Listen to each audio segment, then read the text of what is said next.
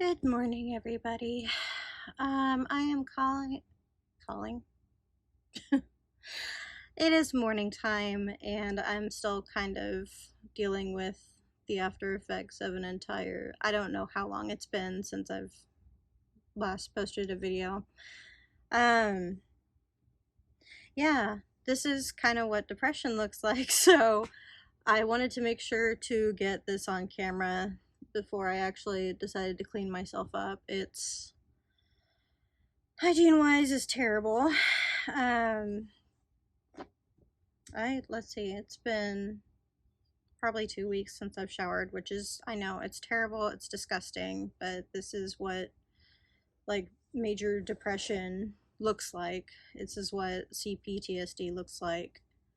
Um, this is what agoraphobia, anxiety, ugh. So, welcome to my channel. I talk a lot about child abuse, sexual abuse, and therapy things, and also LGBTQI plus. Did I get that right?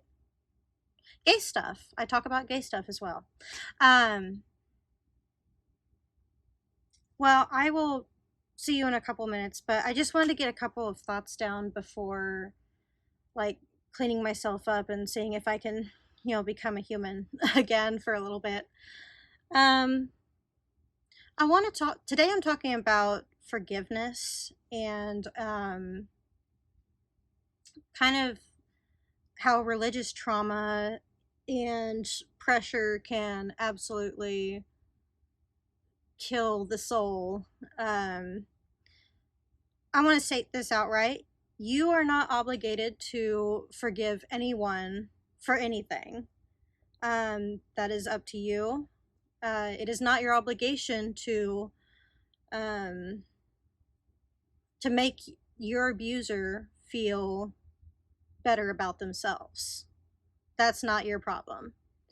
It is not on you to keep their secrets for them. They put this shame on you, and they kind of pressure you into forgiving them sometimes. I mean, because especially if it's someone like your parents or family member or friend that you depend on, you are forced to kind of go along with the rules, basically. Um, but along that line, uh, welcome back to my channel if you've seen me, all like two of you, and welcome if you're new here. I will see you as a cleaner, hopefully, human being. Okay, so hello, welcome to my cat's butt. This is Martina. Um, well, I've cleaned up, I got a little makeup on even. I feel a little bit better, but I mean, a shower doesn't cure it all, you know? Um, if, well, if you have depression or any kind of depressive or dissociative disorder, you have problems feeling okay within your body, no matter like how clean or like what you actually do. There's been a lot going on in my world that just kind of, I don't think it necessarily sent me into a spiral. I was already like, I've been in a spiral since probably 2017, 2018, somewhere around there. Nice little dark hole. But, so today's topic, I will eventually, so my thoughts are typically kind of scattered. I want to make this channel to like actually help understand people like me who are neurodivergent, who I personally have a complex post-traumatic stress disorder. I have major depressive disorder, agoraphobia, and extreme anxiety. I also have problem called trichotillomania, which is I pull my hair. You can see like this entire section is almost gone. I want to be able to normalize people who have been through trauma, who didn't get over it. Like we're not all warriors who just get up and live life. Not necessarily, like there's people who are strong or people who have been through, like I'm not trying to belittle incidents, but there's really strong people who have been through like a whole bunch of shit and they're still like super strong and resilient. And there's people, you know, like me who have been through a whole bunch of stuff as well and didn't necessarily get over it. There's all kinds of different ways to react to child abuse and sexual abuse. So I want to try and normalize that, like not like I want people to feel like it's okay to not be okay. I feel like we're getting closer towards that, but we still have a long way to go for sure. Hopefully this little cat butt helps to, yeah, I need to brush her. Yeah, hi. Who's a good girl? We're having a nice little sun bath. Thank you. I love you. Emotional support baby. Yeah.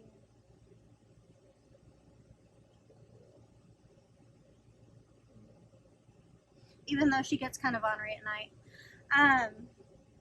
So today's topic, I want to talk about forgiveness, and especially within religious trauma and abusive family members and friends and stuff. So let's see, I've always got my notes. I don't think I will ever not need them. So I want to say forgiveness is absolutely not mandatory, no matter what anyone tells you. It may be one of the central tenets of a lot of religions, especially Christianity. I grew up in I guess, like Baptist-ish, Methodist-ish, fellowship-ish church. We kind of changed every now and then. So we went to Baptist. My grandparents, we always go to their Methodist church during Christmas. So there's that. One of the central tenets is always forgive, turn the other cheek, basically. You don't have to forgive someone, especially if they do something. I have cat hair everywhere. Especially for something so heinous as child sexual abuse, child abuse. You do not have to forgive your abuser. I don't think I could say that enough, actually. But I'm not saying religion itself is bad. I'm saying that people who use religion to hold others down and to abuse their children is bad. Unfortunately, that happens a lot with fundamentalists, and especially in Christianity. Well, I guess Muslim as well, but purity culture, basically. Like saving yourself until marriage. Your father holding like authority over his daughter's virginity, basically. So in like Christian, like fundamentalist kind of Christianity kind of thing, you're always taught basically like the umbrella of protection. I'm sorry, baby. So you've got God, Father / husband, then you've got the wife and mother, and then you've got the children. And some religions or some people think that animals have souls or whatever. Some people think that they're just animals and they're not, like, they don't really count as living, thinking, sentient beings, you know? And especially when you have an abusive caregiver, they often use animals to threaten and to hold over your head, basically. Um, that's not something that you have to forgive. Um, my caregiver, like, there's a couple of instances of this. I want to warn people ahead of time. This channel does cover extreme topics, mostly because I'm using my life as a case point. My life I've endured extreme violence. And so that's what I'm covering on this channel. If you can't handle that, that's totally fine. Like, you do not need to, like, listen to my fucking sob story. Like, you do not need to traumatize yourself or anything. But I want to explain some of the things that, like, I've had different abusers. I want to talk about how they acted, how this actually created a power imbalance within an already imbalanced relationship. And above all else, that you do not have to forgive. Now, my father and I are reconciled. He was extremely abusive to me during childhood, to our animals, and my brother, and I assume my mother. But so I'm trying to, like, think about how to frame this. Like, I get these all the way out there thoughts that don't necessarily make sense to some people, but I have to, like, basically explain different sides to this thing. So, like, while my father was extremely abusive, as, like, I guess I kind of grew up with, like, the golden child syndrome. Like, I felt like I had to do everything right, or I was a horrible failure. This did not translate to my school grades or anything, but I was put in pageants, I was singing, and like, in high school, I was planning on doing vocal performance as a actual career. Now I can no longer sing around people without, like, feeling panicky. Like, I start having panic attacks because on a lot of my practices for my pageants and stuff, my dad would push me to the point of crying. And so I learned to cry pretty. Which is a really, like, creepy compliment that I've gotten from a friend before. Like, you're such a pretty crier. That I don't like, that just sticks out to me really bad. So I think for a lot of people, if they think they forgive someone, that they can move on. And, you know, for some people that is true. Like, some people, they just want to forgive and move on. They don't want to think about it anymore or anything. But for those of us who, we get panic attacks and flashbacks, we get put back in that situation. We're not trying to be vindictive or vengeful against our abusers. We are literally being put back in that situation where we feel we are being abused again. So we have those emotions, we're put back in that situation. So, like, while talking about my abusers, I also want to acknowledge that they themselves were most likely abused. I know my father was. So, and I know the family that we come from. My first rapist was my paternal grandfather, my dad's dad. So there's a generational trauma that has been passed down. And for that, like, I forgive the little boy that my dad was, that needed help, never got it, and so he lashed out as an adult. My parents were married very young. My mother was 17, my dad was 19. They were forced to get married. And 2 years later, my mom had me when she was 19. So, I want to. Where was I getting about this? I need to check my notes. Give me a second. So, I want to acknowledge this. I have this kind of like need to laugh and giggle, like this kind of bubbly feeling personality kind of thing. I feel a need to perform, and I'm trying to get better about it. Hello. Such a cute girl. She's so photogenic. Yes, she is. I love you. But, shit, I lost my train of thought.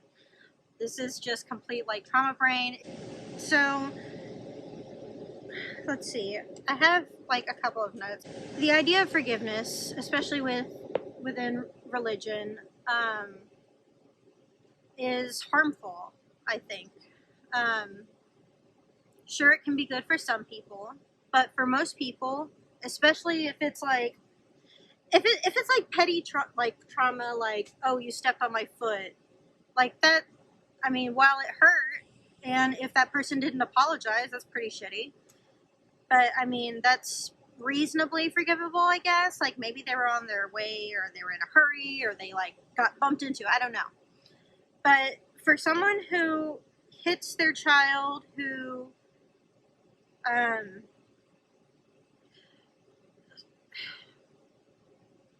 there's like, I still have this child brain where like talking about this stuff, especially so publicly, is it makes me feel like I'm going to get in trouble, like I'm doing something wrong by talking about my story, like what happened to me. So for someone who hits their child, who sits them out in a bathing suit in the cold, with nothing but the family dog to keep her warm, it takes a lot to forgive, if you forgive at all. I've forgiven my father for a lot of stuff, but we are reconciled. I don't forgive him for everything, like especially the extreme abuse. Like he actually choked me one time. There's like so many different instances of just good old-fashioned child abuse. But I've also got like sexual abuse sprinkled in, like some spicy memory. I remember a meme. It was I'll have to put it up if I can, but it was PTSD. You mean spicy memory? So that's kind of how that goes. But anyway, forgiveness. And I guess I've said some things, but I've probably said one thing over and over and over. Forgiveness is not necessary. It is not mandatory, no matter what your religion tells you, no matter what your abuser tells you, no matter what anyone tells you. It is up to you whether or not you want to forgive. So, okay, so one of the biggest examples of this is for blah, blah, blah. I've already said this already. So if I was told that if I didn't forgive, that I would be the one in the wrong, or that I'd never be released from my suffering, this is one of many ways that perpetrators can minimize their own actions, and it's a sinister way to continue their violence without having a guilty conscience. That was a long sentence. Sorry. So, if we're all sinners and forgiveness is mandatory, then it's easier to justify reprehensible actions. So that's where I have a problem with, like, especially born again Christianity, evangelicalism, or whatever the fuck it's called. Someone who thinks that they're getting into heaven even though they raped children. And speaking of that, so my pedophile uncle, who went to prison, is dead now. I feel bad for my dad or whoever loved him. I'm happy he's not going to be around to hurt anyone. He ended up dying in prison. I think he had a stroke, and he suffered for, I think, almost a week before dying. So, there is a certain, I guess, oh, what's that word I'm looking for? Schadenfreude. Schadenfreude? Schadenfreude. So, like, the pleasure from someone else's suffering, basically. I feel a little bit of that. And I also feel a little guilty for feeling that. But I'm allowing, like, I forgive myself for feeling that way. That's a good example of forgiveness. Like, you're allowed to feel whatever you're feeling. Whatever you're feeling is valid. If it's harmful, though, things can absolutely be harmful when you think them. Like, if I was to take my feelings and go out and kill someone, that's not okay, obviously. And that's also an example of something unforgivable. Please do not kill people. Please do not rape people. Please do not abuse your children, or children that you are around. That would be great. The world would be a lot better if we did not have abused children. And on that note, especially within conservatism, why are there so many fucking predators? I know that it's within all sectors, but especially like super conservative religion is very like pro, what is it, ephebophilia, teenage kids, like they really have a thing for like 13-year-olds. Like if it bleeds, it can breed kind of thing. I'm not okay with that, especially in incel culture. Oh god. So I think I went over most of my notes. That was a lot to say, even though it was basically one thing being said. Forgiveness is not mandatory, especially for child abuse and sexual abuse. Any kind of like violent action, you do not have to forgive that perpetrator. And unfortunately, there's a lot of people who try to tell you otherwise. I like to say that if Hitler is in heaven, I would rather go to hell. So, yeah, just want to say that. If you have been traumatized like this and forced to forgive, you don't have to do that. You can like rescind that forgiveness. And if it was coerced, it's not really forgiveness. It's kind of like consent. Like if someone pressures you into forgiving someone, that's not really forgiveness, is it? It's bullying, I think. But anyway, I will show you some good things to kind of end this out. I don't know if I'm going to talk about other things because now I am exhausted. It's been probably a month and a half since I've like been present. I dissociate a lot. I have lost a lot of time. And so I'm going to get on to cleaning my house and doing other things. I really hope you have a good day. And just be nice to each other. You don't have to forgive people for violence against you, but you can forgive yourself for, whatever guilt that you pressed onto yourself. Like, forgive yourself for the way you reacted to certain things, especially if it was kind of out in the left field. Yeah? Be good to yourself. All right. Bye.